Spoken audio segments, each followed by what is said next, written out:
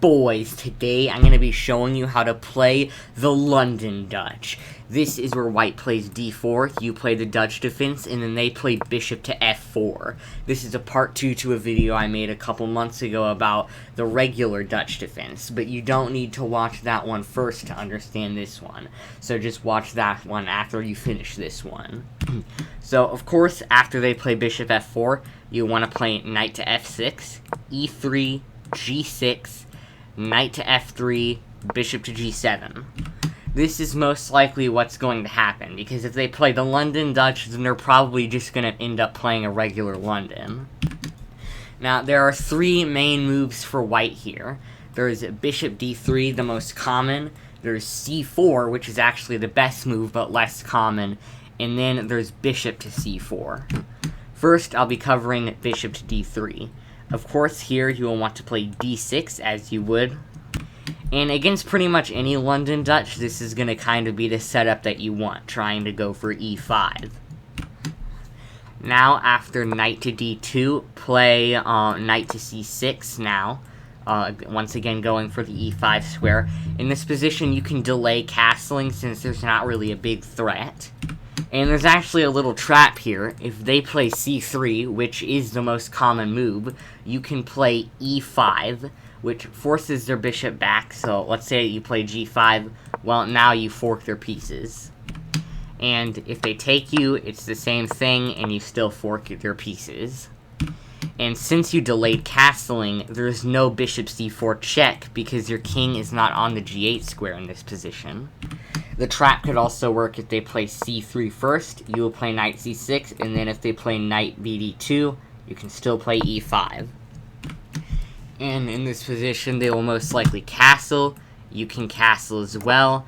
After rook e1, you can then play queen e8, and then you'll get e5, and it's a solid position. You have an almost 60% win rate with black. But back in this position, if instead of playing bishop d3, they decide to play c4, here you should just castle. Knight c3 will be played. You will play d6, of course, bishop to d3, and then knight to c6.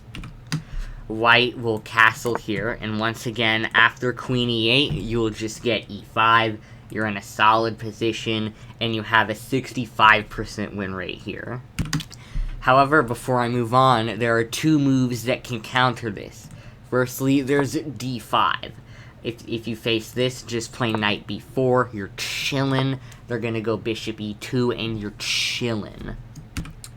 There's also the move knight to b5.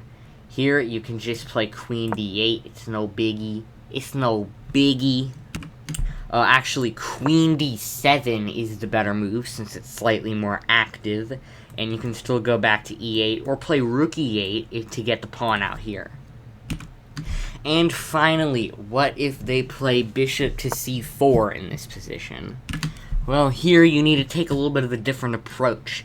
Play e6, castles, knight b to d2. And this is the most strongest response for white, because there's no way you can really get a completely winning position as black here. And I mean, if white plays too passively with something like c3, I mean, you can play h6. I know this looks pretty stupid, but I mean, you can get a pretty good attack here if they play something like rook e1, boom, g5. And you are about to attack this king on the side that you are also castled on.